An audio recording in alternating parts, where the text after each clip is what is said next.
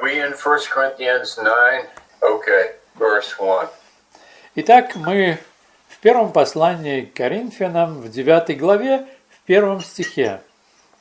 Let's take a minute and review chapter 8. Давайте уделим некоторое время и сделаем обзор по 8 главе. Paul was teaching about the Christian liberty. Павел обучал христианской свободе, And that they could actually eat food that had been offered to idols. что христиане могли употреблять в пищу те жертвенные приношения животных. And they could do that with a good conscience. Они могли это делать с чистой совестью. But also he said that it could trouble Christians, it could bother their consciences. Но также он сказал, что это могло беспокоить совесть других христиан. So we have a principle of the Christian being able to have a lot of liberty and a lot of freedom, but he's also aware of the fact that he could trouble other Christians, and he's going to use that with regards not to food, but he's going to use that question when he talks about getting paid in the work of the ministry. Здесь мы встречаемся с таким принципом. Да, у христианина есть такая свобода, ему это позволительно, но также учитывается и вера других людей, и их совесть, которая беспокоит их, и нужно принимать решения, чтобы не нарушить развивающихся в начатках веры христиан, отказаться от употребления такой пищи. И он собирается использовать это событие в описании вопроса об оплате за труды. And in 1 Corinthians 9, he actually says that he could get paid. He could be financially supported for the work that he does in the ministry, but he decides not to do that. А в 9 главе апостол Павел говорит о следующем аспекте, что за ту работу, которую он проводит в Коринфе, он мог бы получать и зарплату, но он решил, что он не будет брать эту зарплату для того, чтобы не повлиять на веру других людей. Yeah, so let's start reading from chapter 9, verse 1. Давайте начнем читать 9 главу с 1 стиха. Am I not free? Am I not an apostle? Have I not seen Jesus our Lord? Are you not the result of my work in the Lord? Не апостол ли я? Не свободен ли я? Не видел ли я Иисуса Христа, Господа нашего? Не мое ли дело вы в Господе? Paul is giving a short profile of himself by telling the credentials that he has. Итак, здесь Павел говорит о том, кто он такой, и он объясняет те серьезные аргументы в отношении его характеристик. Let's look at that list again. Am I not free? Давайте мы с вами посмотрим на этот перечень снова. He was a Roman citizen.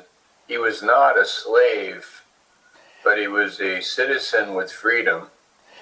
Он был римским гражданином, он не был рабом, у него было гражданство, и по этому гражданству у него была свобода определенная. He was an apostle in the category of the 11.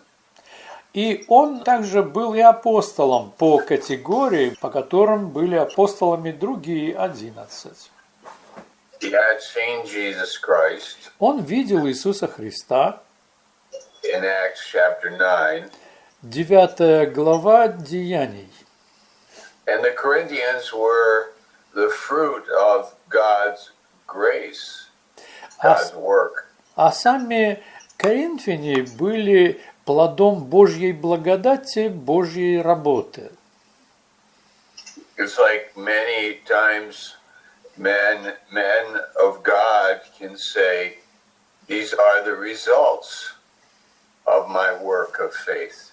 И это подобно тому, как множество раз христиане могли бы сказать, вот они результаты моей работы в Господе.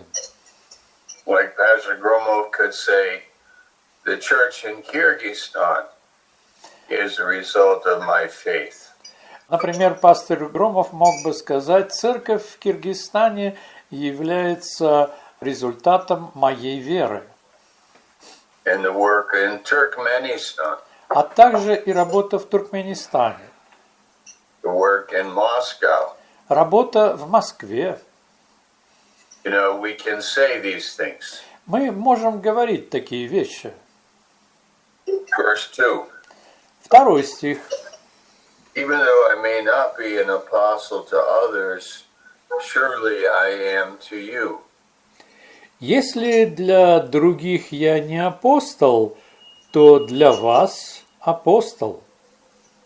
In 1 Corinthians 4, Paul said, though you have 10,000 instructors, but you have one spiritual father. В первом послании к Коринфянам 4 главе он говорит, вы можете иметь десятки тысяч наставников, тем не менее, у вас есть один только духовный отец. Maybe many Christians could say, I don't know who Paul is. I don't know who. I have never met him. I have never listened to him. I have never seen him. But the Corinthians, they knew him. He lived there. They knew him. И возможно, что многие христиане могли бы сказать, да я не знаю, кто такой Павел, я его никогда не видел, не слышал, но христиане в Коринфе говорили, я знаю его, я видел его, я слышал. For you are the seal of my apostleship in the Lord. И во 2 стихе апостол продолжает, потому что вы есть печать мое апостольство, вы в Господе. You could say you are the evidence of my apostleship. Он мог бы сказать, именно вы являетесь доказательством, свидетельством моего апостольства. You are the confirmation of my apostleship. Вы являетесь подтверждением моего апостольства. Then verse 3. 3 стих. This is my defense to those who sit in judgment on me. Вот мое защищение против осуждающих меня. Like people, you cannot deny they change the lives of people. То есть невозможно отрицать измененные жизни людей, например, в Коринфе.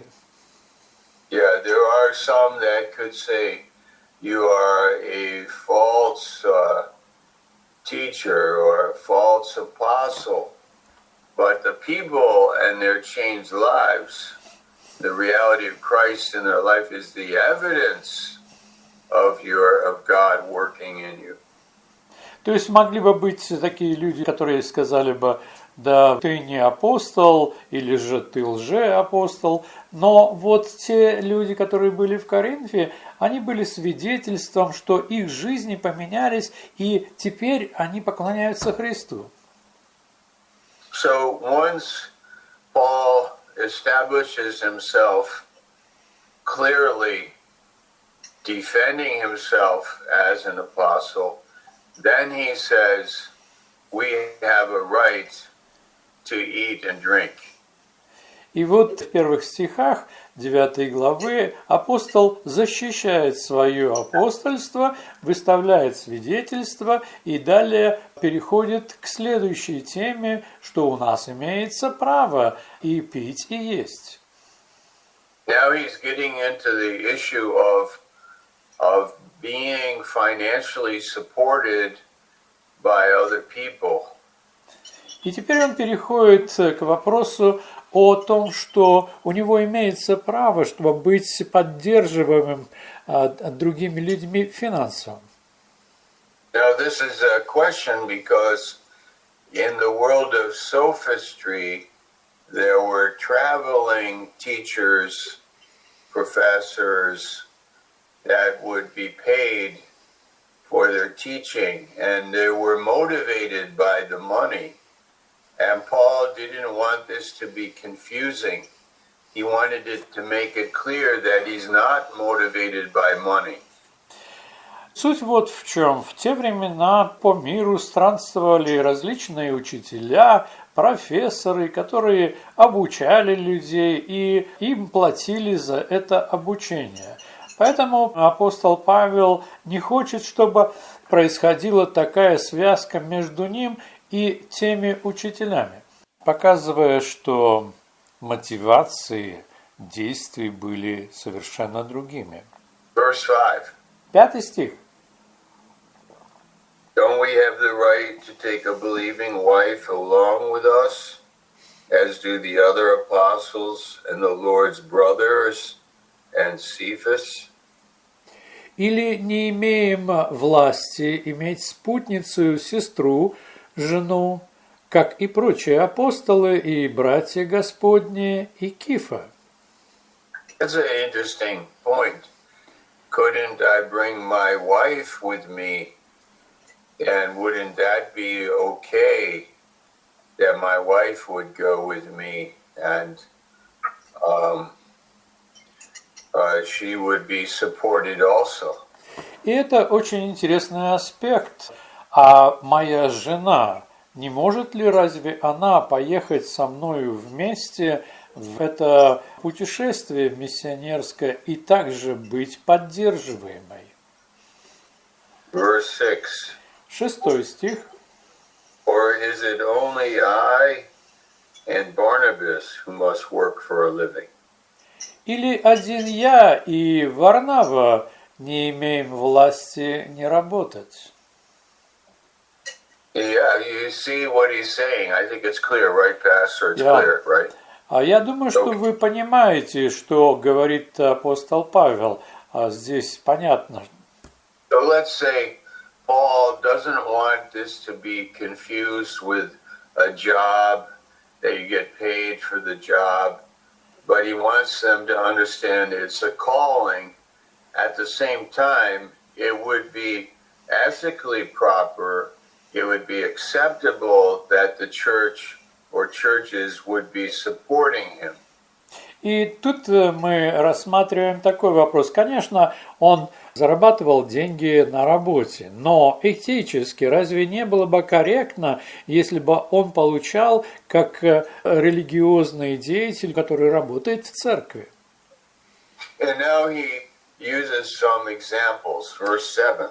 И далее он использует некоторые примеры, 7 стих. Who serves as a soldier at his own expense? Какой воин служит когда-либо на своем содержании? That's obvious, isn't it? That's self-explainable that a soldier is not financing his own living, but he's being paid by a government. И здесь это само собой разумеется, что наемный солдат не использует свои деньги для того, чтобы служить, но ему платит правительство. Who plants a vineyard and does not eat of its grapes? Кто, насадив виноград, не ест плодов его? Who tends a flock and does not drink of the milk? Кто, пася стадо, не ест молока от стада? Verse 8, do I say this merely from a human viewpoint? 8 стих. «По человеческому ли только рассуждению я это говорю?» That's an interesting point. That am I saying this only from a human viewpoint, or do I have the Bible behind me in what I'm saying? Это очень интересная точка зрения. Я это говорю только лишь по своему человеческому разумению, или же у меня есть Библия, которая подтвердит то, что я говорю. Like this is obvious examples, but what does God say in the Bible? То есть по-человечески это совершенно очевидные примеры, но что говорит Бог в Библии об этом? It says, doesn't the law say the same thing? Where it is written in the law of Moses, do not muzzle an ox while it is treading out the grain. Не то ли же говорит и закон? 9 стих. «Ибо в Моисеевом законе написано, не заграждай рта у вола молотящего». It is about oxen. Is God concerned with oxen? Разве о волах печется Бог? And Martin Luther said, God did not write that for oxen because oxen can't read. И Мартин Лютер сказал по этому отрывку, конечно же, Бог не говорил это об волах, потому что волы не умеют читать. But it is written, Paul says, it is written for us, verse 10.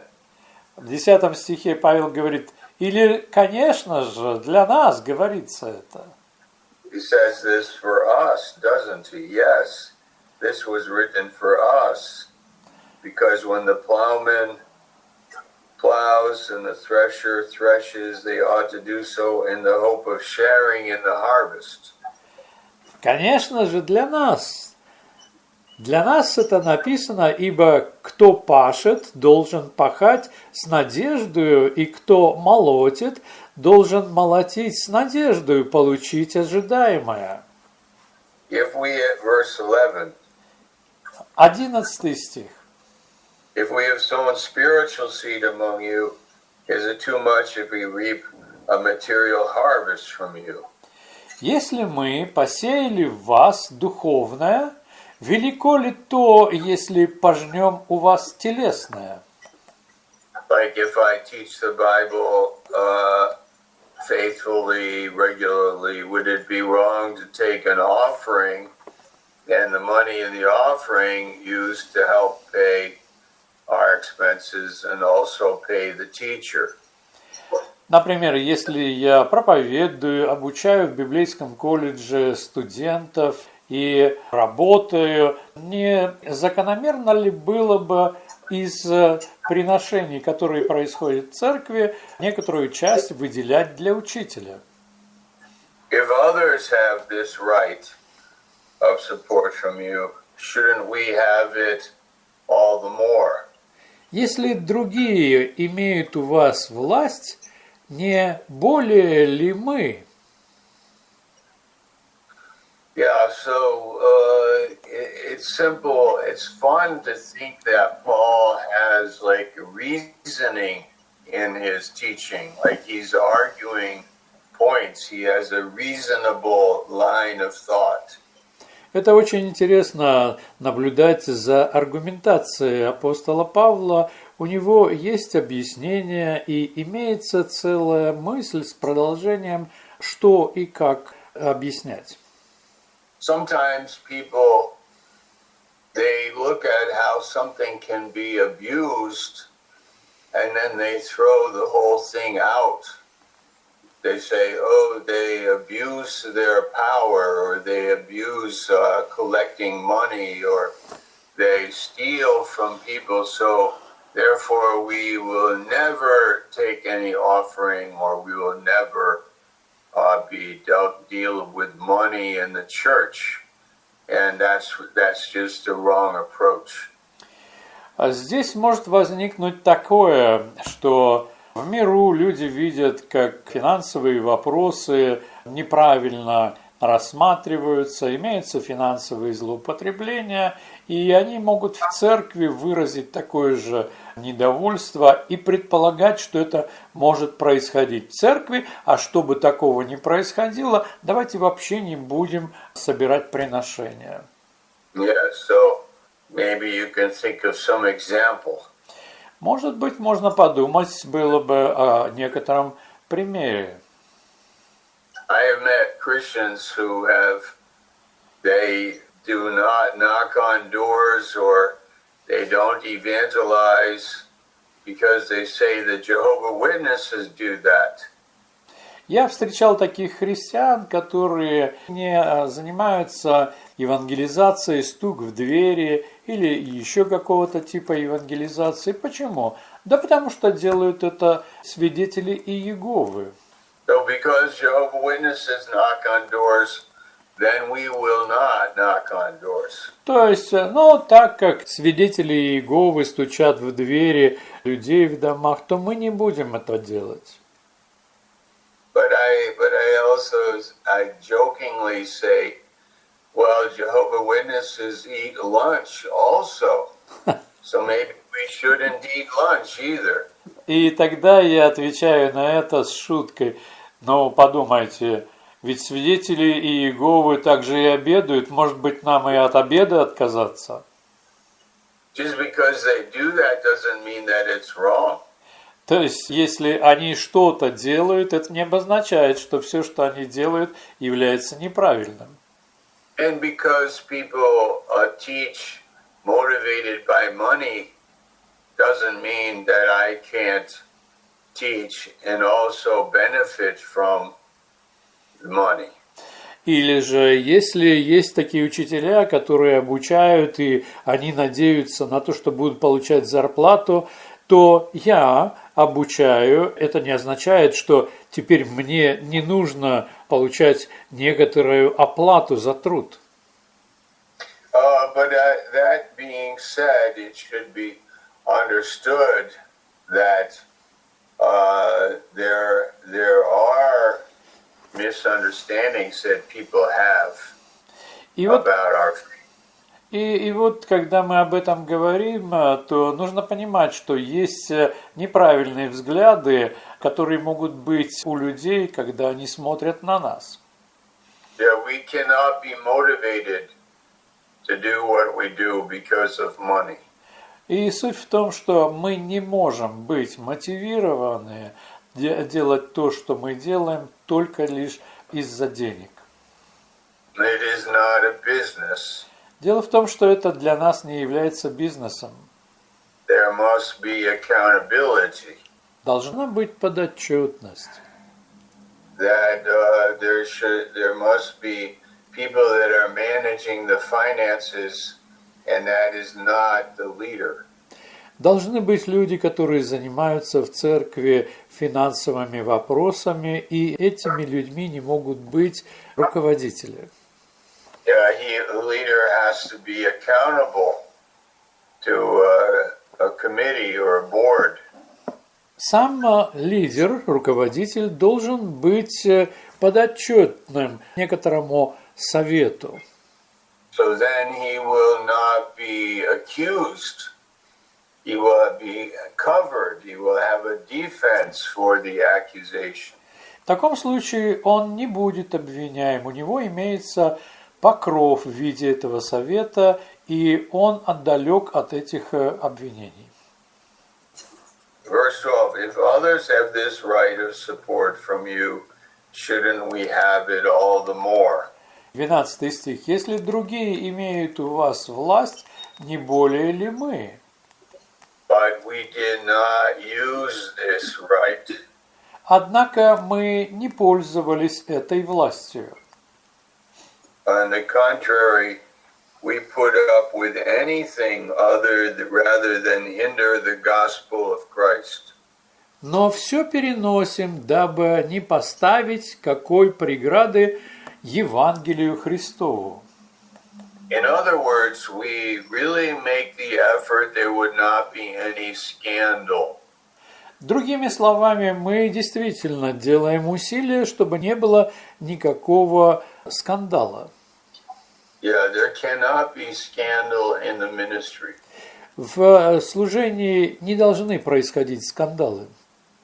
That's 2 Corinthians 6, verse 4. Это второе послание к Коринфянам, 6-4 стих. The ministry cannot be blamed. Не должно служение быть порицаемо, Giving no offense in anything.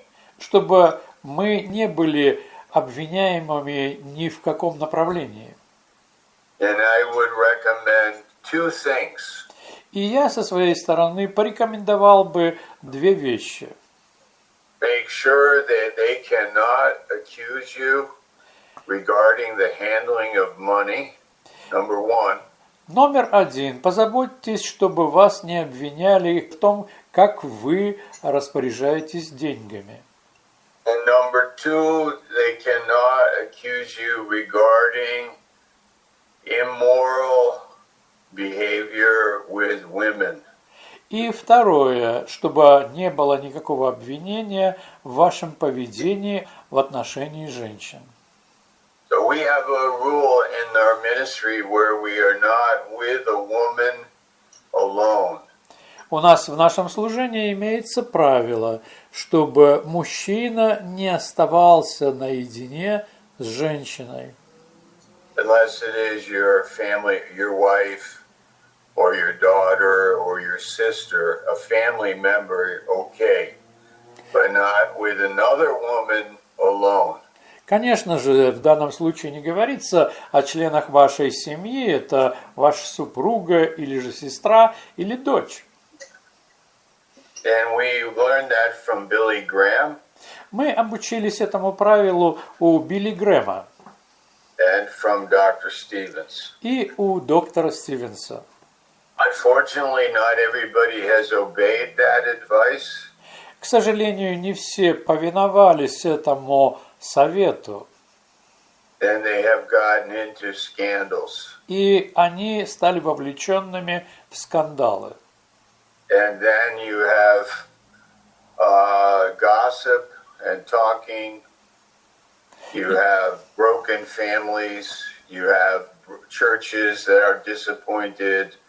You have Christians that are disappointed and heartbroken because of the leader failing or at least being accused. И в таком случае, что происходило из-за того, что разговоры шли за спиной этого человека, лидера, что он был замечен в таких делах, происходили скандалы в церкви, недоверие в отношении того, как вообще в церкви ведутся дела, и обвинения различного рода.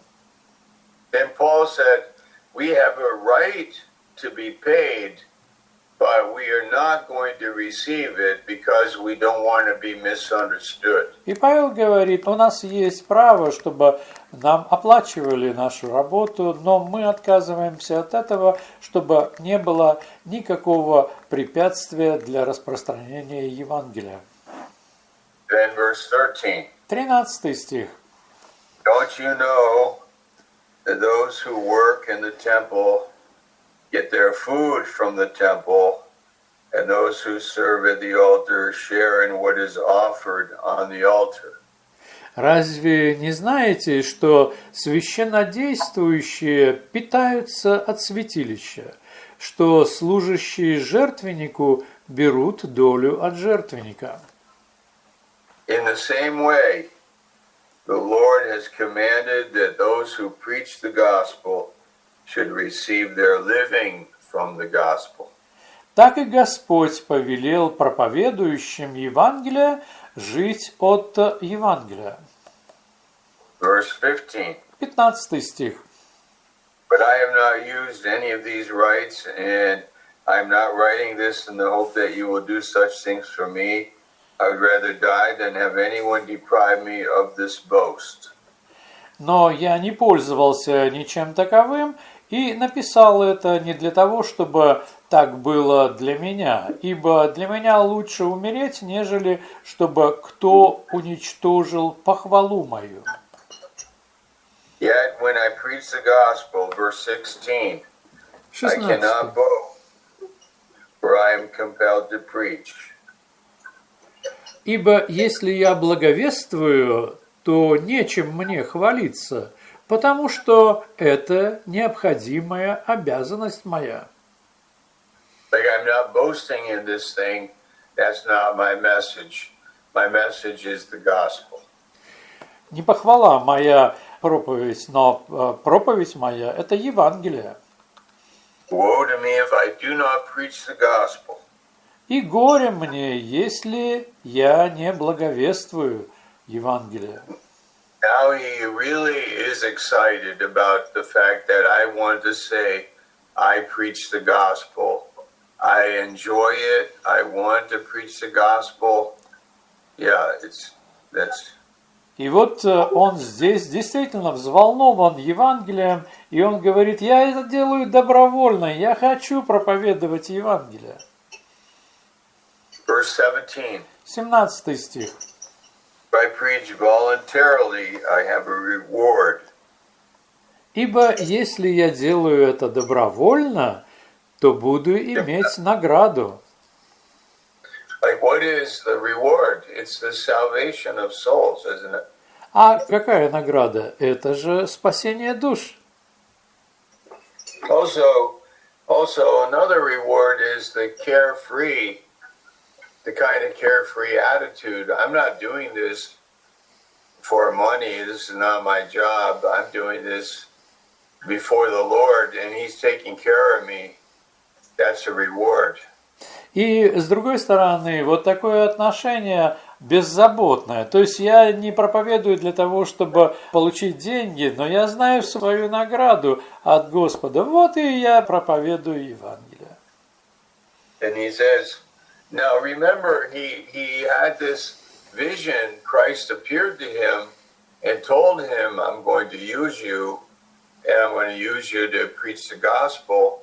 So he has this in the back of his mind that he's going to do this anyway. This is his true motivation that God has commissioned him and sent him. Помните, когда происходила у него встреча с Господом, то ему было открыто, что Господь будет использовать его для того, чтобы он проповедовал Евангелие многим народам, и также правителям. Поэтому у него в уме имеется эта отправная точка, что именно этим я должен заниматься, и он это делает. Verse 17 says, if I preach voluntarily, I have a reward. If not voluntarily, I'm simply discharging the trust committed to me. И вот в 17 стихе он об этом и говорит. «Ибо если я делаю это добровольно, то буду иметь награду, а если не добровольно, то исполняю только вверенное мне служение». What then is my reward? Verse 18. 18 стих. «За что же мне награда?» Just this, that in preaching the gospel, I may offer it free of charge, and so not make use of my rights in preaching it. «За то, что, проповедуя Евангелие, благовествуя о Христе безвозмездно, и не пользуюсь моей властью в благовествовании». Like, I'm preaching you the gospel, you don't have to pay for it. I'm not taking an offering. I'm not looking for money. I just enjoy giving it out. I just give it out. Например, когда я проповедую, я не проповедую ради того, чтобы были собраны приношения, произошла оплата. Нет, я проповедую, просто раздавая это Евангелие. This is my reward. Это и есть моя награда. Like there's no strings attached, we say. И в этом случае мы говорим, что нету никаких крючков, которые были бы там бы еще соединены. Like, have you ever had a contract and everything is clear and then there's like fine print, like little print at the end, you know, with the condition, you know, there's some string attached, something that can catch you. Well, Paul is saying, I enjoy this, that I just give it out from my heart, and this is my reward. Например, иногда в договорах, которые заключаются между людьми, вступающими в какое-то предприятие, имеется видимая часть договора, а затем внизу мелким шрифтом написано «особые условия». И это все те самые крючки, за которые можно будет выдергивать человека, участвовавшего в договоре. И Павел говорит, я это проповедую ради наслаждения Евангелиями, отдаю его без всякой оплаты. And I think we can stop there. Я думаю, что мы здесь можем остановиться на такой замечательной ноте. Yeah, thank you, Pastor. That was great. It's great. It's good. It's a unique part of Scripture, isn't it? А вы знаете, это такая замечательная, это уникальная часть Писания, правда?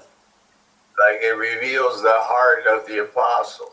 Потому что там мы видим, как открывается сердце апостола.